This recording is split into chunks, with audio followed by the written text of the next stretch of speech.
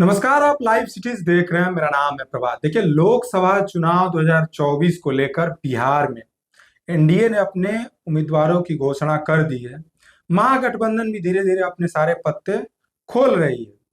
अब बात आज एक विशेष टॉपिक पे होगी। टॉपिक ये है कि बिहार, जहाँ पे एक जाति है भूमिहार, उसकी अपनी राजनीतिक हनक, अपनी राजनीतिक पकड़ रही है।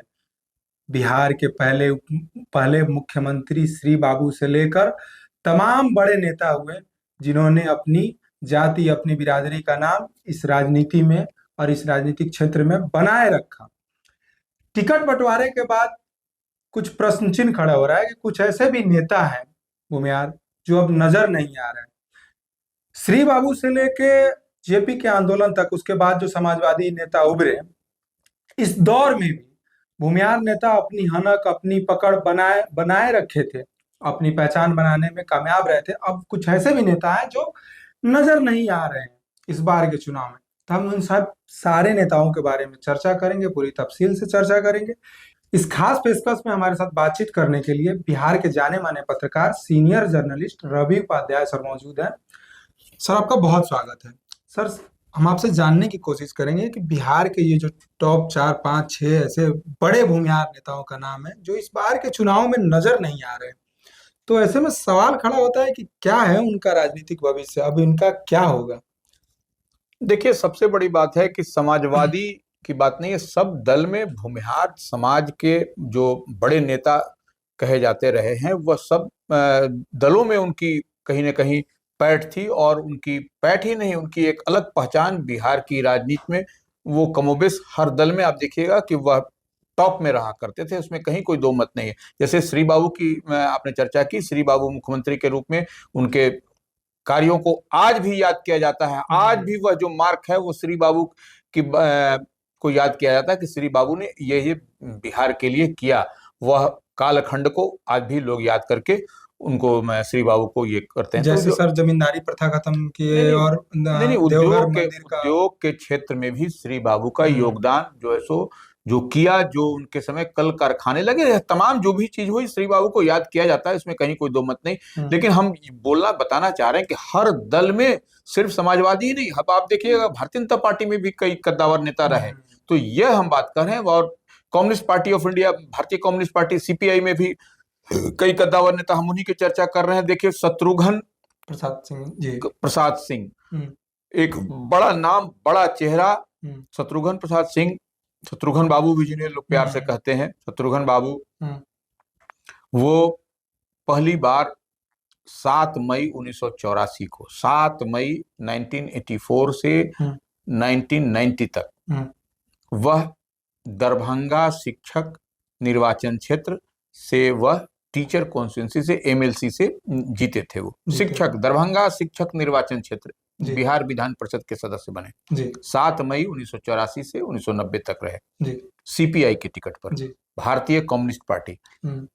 और उसके बाद वह फिर दोबारा 7 मई 1990 से 1996 तक वह फिर जो है सो दरभंगा शिक्षक निर्वाचन क्षेत्र से ही चुने गए, बिहार विधान परिषद के सदस्य बने सीपीआई की टिकट पर।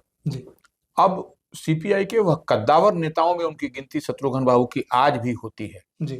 और उसके बाद 96 में जब उनका टेन्योर खत्म हुआ तो भारतीय जनता पार्टी ने, भारतीय कम्युनिस्ट पार्टी ने उनको टिकट दिया, लोकसभा का उम्मीदवार बनाया। बलिया तब हुआ करता था, बेगूसराय वाला जो परिसीमन के पहले वह बलिया लोकसभा क्षेत्र के नाम से जाना जाता था, जो अब बेगूसराय है।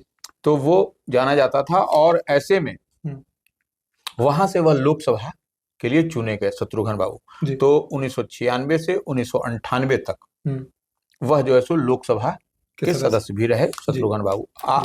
और उसके बाद से तो यह एक बड़ा चेहरा, बड़ा नाम बिहार की राजनीति में भूमिहार समाज से उबर करके आए शत्रुघ्न बाबू। और शत्रुघ्न बाबू देखिए, वो समाज के हर वर्ग के लिए वो एक्सेप्टेंस उनका है। मतलब हो रही है बात कि भूमिहार, वो एक्सेप्टेंस तो था, तभी तो नेता थे। लेकिन आज बात हो रही है सर वही हम बता रहे हैं, भूमिहार समाज से आने वाले नेताओं का। वो हम बता रहे हैं इसलिए कि जो देखिए, बलिया और बेगूसराय जो भूमिहार का गढ़ माना जाता था, लेनिनग्राद कहा जाता था उसको, जी ये हम कहना चाह रहे हैं। जी तो उस लेनिनग्राद से वह चुन करके आए थे उस समय। जी और आज अभी भी जो है सो शत्रुघ्न बाबू सक्रिय राजनीति में कह लीजिए तो अब वो तो नहीं है, लेकिन माने सक्रिय राजनीति में एक तरह से उनको कहा जाए, वो अभी बिहार माध्यमिक शिक्षक संघ के महासचिव हैं और शिक्षकों से जुड़े हुए। हम पहले बताया कि दरभंगा शिक्षक निर्वाचन क्षेत्र से वह बिहार विधान परिषद के सदस्य होते थे।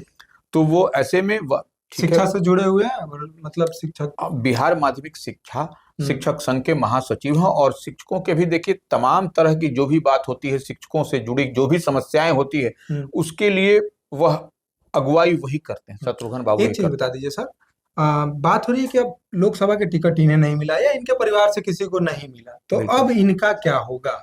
नहीं देखिए, निश्चित रूप से एक उम्र भी के दहलीज पर भी हैं, तो ऐसे में अब यह चेहरा अब जो है चुनावी राजनीति में पहले जो शत्रुघ्न बाबू दिखते थे वह उतनी सक्रियता नहीं, लेकिन फिर भी शत्रुघ्न बाबू की उपयोगिता भारतीय कम्युनिस्ट पार्टी में एक थिंक टैंक के रूप में बिहार में कह लें या देश के स्तर पर कहें तो इनकी पहचान एक अलग है इनकी। दूसरा नाम चर्चा सर कर लेते हैं मुजफ्फरपुर की राजनीति से। मुजफ्फरपुर में चूंकि कहा जाता है कि खाट और बाट सारे भूमिहार का, दोनों चीजें, मतलब वहां पे निषाद और भूमिहार बराबर मात्रा में। वहां से सर एक नाम आता है सुरेश शर्मा का। 2010 से लेकर 2020 तक वो विधायक रहे और एक टर्म वो नीतीश कैबिनेट में मंत्री भी रहे। सुरेश शर्मा भी इस बार कहीं एक्टिव नहीं दिखाई दे रहे हैं। सर थोड़ा सा सुरेश शर्मा नहीं देखिए, सुरेश शर्मा भारतीय जनता पार्टी के कद्दावर नेताओं में इनकी गिनती होती है। वो अब इनकी उम्र भी एक पे पड़ा 77 साल हो गए। हाँ, तो एक पड़ाव पर हैं। तो ऐसे में वो एक्टिव जो युवाओं में हो सकता है उतनी तो सक्रियता नहीं है, लेकिन यह भी भारतीय जनता पार्टी में यह एक बड़ा चेहरा है। और ये समाज में जो जिस समाज की हम लोग चर्चा कर रहे हैं, भूमिहार समाज में इनकी एक अलग पहचान, एक अलग छवि है इनकी।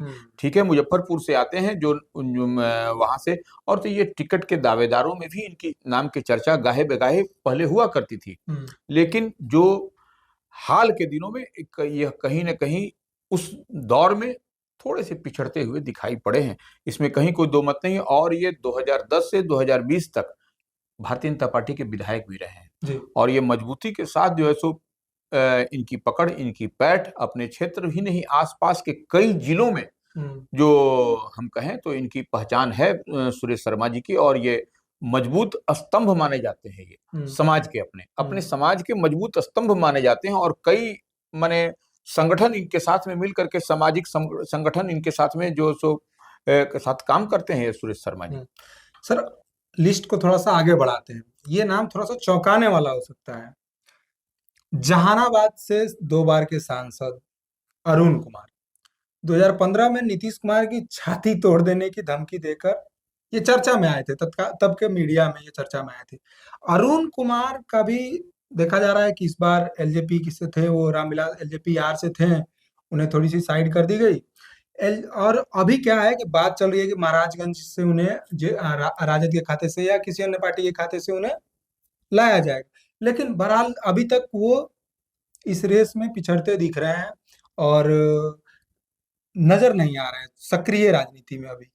नहीं देखिए, हाल के दिनों तक वह लोक जनशक्ति पार्टी जो रामविलास है, चिराग पासवान की पार्टी में राष्ट्रीय उपाध्यक्ष के पद पर थे, और लेकिन किन्हीं कारणों से वो टिकट नहीं मिलने से, या टिकट जो उनकी पार्टी को 5 सीट मिला तो उसमें उनके मनोनुकूल सीट नहीं होने के कारण वो उनकी नाराजगी के बाद वह जो सो अलग हट गए, वो निकल गए। वो लोक जनशक्ति पार्टी रामविलास जो चिराग पासवान की पार्टी है, लेकिन राष्ट्रीय उपाध्यक्ष के पद पर थे, नंबर 2 का दर्जा उनका हुआ करता था। तो ऐसे में और उनकी एक अलग पहचान है अरुण बाबू की, प्रोफेसर अरुण कुमार, डॉक्टर अरुण कुमार की एक अलग पहचान है। वह ईमानदार और कर्मठ उनकी, और वो अपने समाज में उनकी एक अलग पैठ है, समाज के लिए लड़ने वाला, मतलब लड़ने वाला कि जुझारू व्यक्ति अगर यदि राजनीति में जुझारूपन होना एक अलग पहचान होता है, ऐसे में अरुण कुमार की एक अलग पहचान, अलग छवि और सामाजिक कार्यों में तमाम तरह के, अब जहानाबाद, अरवल, औरंगाबाद, मगध के क्षेत्र में, बेगूसराय के क्षेत्र में, नवादा के क्षेत्र से कोई भी आदमी उनके पास चला जाए तो वह निराश होकर के लौटने वाला नहीं था। वो जितनी उनकी शक्ति उतनी वह भक्ति करते थे। वो ये इनकी पहचान है अरुण कुमार की। और अरुण कुमार देखिए पहले वो एमएलसी हुआ करते थे, बिहार विधान परिषद के सदस्य थे 1999 तक। 1999 तक वह बिहार विधान परिषद के सदस्य रहे और उसके बाद से वो जहानाबाद के 2 बार के सांसद रहे हैं। एक बार 1999 से 4 तक, फिर 2014 में। हाँ, तो वो आरएलएसपी, राष्ट्रीय लोक समता पार्टी से, वहां से वह जब पहली बार नरेंद्र मोदी 2014 में जब प्रधानमंत्री बने थे उस दरमियान वह 2014 में जहानाबाद के सांसद हुआ करते थे वो। तो वो उपेंद्र कुशवाहा जो उस समय की पार्टी थी आरएलएसपी, उसमें वो थे वहां। तो ये इनकी एक अलग पहचान है, अलग जो है सो ये, और ये बहुत मजबूत स्तंभ है ये अपने समाज के, अपने वर्ग के। सर बात तो चल रही है कि महाराजगंज से इन्हें टिकट मिल सकता है। देखिए बात अभी ये निश्चित रूप से अभी एक्टिव है ये। हालांकि इनको अभी तक सीट के आवंटन में इनके नाम की बात कई जगह से चल रही थी, लेकिन इनके मनोनुकूल सीट नहीं मिलता हुआ दिख रहा है। हालांकि इनके नाम महाराजगंज से समेत अन्य जो भूमिहार बहुल क्षेत्र होता है उसमें है भी है सर। तो वैसे में इनके नामों की चर्चा है, लेकिन अब चर्चा भर है, ये कहीं नहीं दिखाई पड़ रहा है कि ये कहीं श्योर शॉट की कहां से प्रोफेसर अरुण कुमार, डॉक्टर अरुण कुमार इस बार उम्मीदवारी का ताल ठोकेंगे। कुल मिला के देखा जाए तो अरुण कुमार भी मतलब ये इनका जो है पड़ाव, इस बार का चुनाव थोड़ा सा, अगर ये इसमें नहीं एक्टिव हुए तो अगले चुनाव में सर आप इनको कैसे देखते हैं? नहीं देखिए, ये नीतीश कुमार जब समता पार्टी का गठन किया था उस कालखंड में नीतीश कुमार के साथ में थे ये, मजबूती के साथ। और नीतीश कुमार का जो उस समय से बहुत मजबूत, नीतीश कुमार जब पहली बार मुख्यमंत्री बने थे तो ये साथ में भी थे, लेकिन किसी कारण, बस कई कारणों से कुछ न कुछ माने अंडरस्टैंडिंग नहीं बन सकी और उसके कारण यह अलग चले गए, निकल गए। वो मन मिजाज नहीं मिला तो इसके बाद से इनका बयान था सर 2015 में अनंत सिंह के लिए ये दिए थे कि अनंत सिंह के फेवर में हो चुके बयान था नीतीश कुमार की छाती। नहीं, वो देखिए छाती तोड़ने वाली वह बात देखिए, वो उसमें है क्या कि यह समाज के लिए हम बताए, जिस समाज से ये आते हैं उस समाज में इनकी एक अलग पहचान है। तो समाज के लिए जिस तरह से जो बिलो द बेल्ट अगर हम बात कहें तो वह जो सो बात हुई तो उस पर इन्होंने मतलब समाज के लिए एक्टिव रहने वाले, बिल्कुल समाज के लिए एक्टिव रहने वाले, तो वो जो है सो उस पर इन्होंने आपत्ति जताते हुए वह बात कही थी। उसका और कोई इधर उधर मायने नहीं निकाला जाना चाहिए। चौथा नाम है सर जगदीश शर्मा का, बड़ा नाम, जेडीयू में, आरजेडी में लालू यादव के भी करीबी रहे हैं, इनके भी करीबी रहे, इनके बेटा जो है वो भी जेडीयू से विधायक रहे। ये हालांकि सजायाफ्ता हैं, सजा काट चुके हैं, तो ये सक्रिय पॉलिटिक्स में नहीं, लेकिन इनके परिवार के लोग भी सक्रिय पॉलिटिक्स से गायब दिख रहे हैं। जगदीश शर्मा के बारे में सर बताइए। देखिए जगदीश शर्मा जो है सो 1977 से 2008 तक विधायक रहे और ये मजबूत विधायक रहे। यह नहीं कि जो है सो जिस क्षेत्र से आते हैं उस क्षेत्र से जो है सो मजबूत जो है सो ये विधायक चुन करके आते थे। और इतना ही नहीं, इसके बाद में यह लोकसभा के सदस्य भी बने 2009 में लोकसभा के सदस्य भी बने। यानी अगर सर देखा जाए तो 1977 से लेकर 2014 तक सक्रिय राजनीति में थे। और जेडीयू और आरजेडी माने आप नीतीश कुमार से भी इनकी उतनी ही पकड़ और राष्ट्रीय जनता दल के अध्यक्ष लालू प्रसाद यादव या आरजेडी में के कालखंड में उनकी आरजेडी से भी माने अच्छी पकड़। तो यह कहीं ना कहीं, और बताए हम अपने समाज के लिए यह किसी भी स्तर पर जाने के लिए तैयार रहते थे और ये समाज में इनकी एक अलग पैठ, अलग पहचान है ये। और तो इसलिए यह एक बड़ा नाम, बड़ा चेहरा है ये जगदीश शर्मा जी, और इनको बहुत सम्मान। हाँ देखिए, एक सर्टेन एज के बाद में यह ठीक है उतना एक्टिव नहीं रहे, लेकिन इनके पुत्र जो है वह राहुल शर्मा, यह जो है सो जेडीयू के एमएलए थे। हाँ, तो ये राहुल शर्मा अब इसके बाद से जिम्मेवारी इनके पुत्र राहुल शर्मा की हो गई है। अब राहुल शर्मा ही क्षेत्र में या अन्य जगहों पर यह सक्रिय दिखाई पड़ते हैं। सर चर्चा तो एक और नाम की चल रही थी कि राहुल शर्मा के लिए ये टिकट चाहते थे जहानाबाद से। नहीं, तो कोई आदमी चाहेगा, कोई आदमी चाहेगा, जगदीश शर्मा राहुल शर्मा के लिए चाह रहे हैं तो कौन कौन सी उनके पुत्र हैं तो वो चाहेंगे ही, उसमें कोई दिक्कत नहीं है। थोड़ा सा सर चारा घोटाला में भी इनका नाम आता है, उसी में इन पे उसी सजा में भी हुई थी। उसी में चारा क्या घोटाला था सर मामला? लालू यादव को सुने कि ये नौकरशाहों को बचाने के लिए क्या था नहीं सर? नहीं, वो सब मामला था, वो सब मामला बोलने की आवश्यकता नहीं है, चारा घोटाले में थे। उसके बाद से अभी वो सब बात ये है। इनके परिवार के लोग घोसी सीट से शायद इनकी पत्नी विधायक भी रही, हाँ, बेटा भी। इनकी पत्नी भी जो है सो एक बार विधायक रही हैं। उसमें तो देखिए यह जो है सो लिगेसी है, यह लिगेसी इसलिए है कि यह जगदीश शर्मा का ही बनाया हुआ वह क्षेत्र है, घोसी और तमाम उस तरह के बेल्ट में। अब सर सबसे बड़ा नाम, शायद आप इससे सहमत ना हो, सबसे बड़ा नाम भूमिहार समाज का सूरजभान सिंह। नहीं, देखिए सूरजभान सिंह हम बता रहे हैं, सूरज सिंह उर्फ सूरजभान सिंह जी। तो सूरज सिंह उर्फ सूरजभान सिंह एक बड़ा नाम, बड़ा चेहरा, इसमें भी कहीं कोई दो मत नहीं। और भूमिहार समाज का एक बड़ा नाम सर, बड़ा नाम, बड़ा चेहरा है। परशुराम जयंती से लेकर तमाम कार्यक्रम करते हैं। और देखिए ये 2000 में यह जो है सो इन विधायक जीते, निर्दलीय जीते, और जो है सो दिलीप सिंह को इन्होंने हराया। वो दिलीप सिंह कौन? तो अनंत सिंह के भाई, बड़े दिलीप सिंह मंत्री भी सर। हाँ, दिलीप सिंह मंत्री थे और उनके भाई को इन्होंने पराजित किया था 2000 में। 2004 में यह जो सो रामविलास पासवान की पार्टी में, मैंने लोक जनशक्ति पार्टी में ज्वाइन किए और वहां से बलिया, वही बलिया बेगूसराय, उस समय परिसीमन के पहले जो है सो वह जो सो बलिया हुआ करता था, वहां पर 2004 में वह जो है सो वहां से जीत करके आए, वहां से सांसद बने। उसके बाद तो फिर अपनी पत्नी को लड़वाया, फिर उसके बाद से अपने भाई को भी अभी नवादा से लड़वाया, तो पत्नी को मुंगेर से, फिर भाई को बलिया से। तो यह जो है सो सब, पत्नी भी इनकी एमपी रही, इनके भाई भी एमपी चंदन सिंह रहे अभी तक, हाल तक नवादा में। तो यह इनकी लेगेसी भी है, इनकी भी पहुंच इनकी भी है, इसमें कहीं कोई दो मत नहीं। और ये अपने समाज के लिए यह बड़ा नाम, बड़ा चेहरा और जाना पहचाना नाम। सर एक और बात बताइए रामविलास पासवान के बारे में। एलजेपी जब सर टूटा तो ये पारस गुट के साथ गए, इनके भाई भी गए, ये भी गए। अब पारस गुट को एनडीए ने भाव नहीं दिया, कोई टिकट नहीं मिला, चिराग पासवान को 5 सीटें दी गई है, ऑफर की गई है।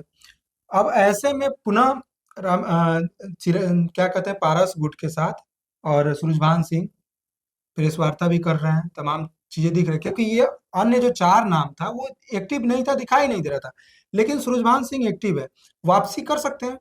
नहीं, देखिए वापसी क्या, देखिए एनडीए में तो है और मजबूती से नरेंद्र मोदी के लिए सूरजभान सिंह बोल भी रहे हैं। तो ऐसे में यह दिखाई पड़ता है, या ये प्रचार प्रसार भी करेंगे नरेंद्र मोदी के लिए, एनडीए के लिए, इसमें कहीं कोई दो मत नहीं। और ये प्रचार करेंगे तो ये लाभ भी एनडीए को मिलेगा, यह भी बात है। सूरज सिंह और सूरजभान सिंह सब क्षेत्र में इनकी पहचान है, यह जाना पहचाना नाम है बिहार की राजनीति में सूरजभान सिंह का, और इसलिए वह कोई बात नहीं है इनके। तो दर्शकों आपको कैसा लगा ये प्रोग्राम? हमारे साथ बातचीत कर रहे थे रवि उपाध्याय सर, आपका सर बहुत बहुत धन्यवाद आप आए। आपको ये कैसा लगा प्रोग्राम आप कमेंट करके जरूर बताइए। प्रतिदिन हम लेके आएंगे ऐसी स्टोरी कि दलित नेताओं का क्या हुआ, राजपूत नेताओं का क्या हुआ, स्वर्ण समाज से और भी जो है, ओबीसी समाज से हैं, यादव से हैं, जो अभी के दौर में एक्टिव नहीं नजर आ रहे हैं, सक्रिय नजर नहीं आ रहे हैं, इन पे तमाम एक सीरीज आएगी चुनाव तक। बहरहाल आप लाइव सिटीज देख रहे थे। अगर आपने इस वीडियो को अभी तक सब्सक्राइब नहीं किया इस चैनल को, तो इस चैनल को सब्सक्राइब करें। अगर आप इस वीडियो को यूट्यूब पे देख रहे हैं तो पेज को फॉलो करें, चैनल को सब्सक्राइब करें। बहुत बहुत धन्यवाद।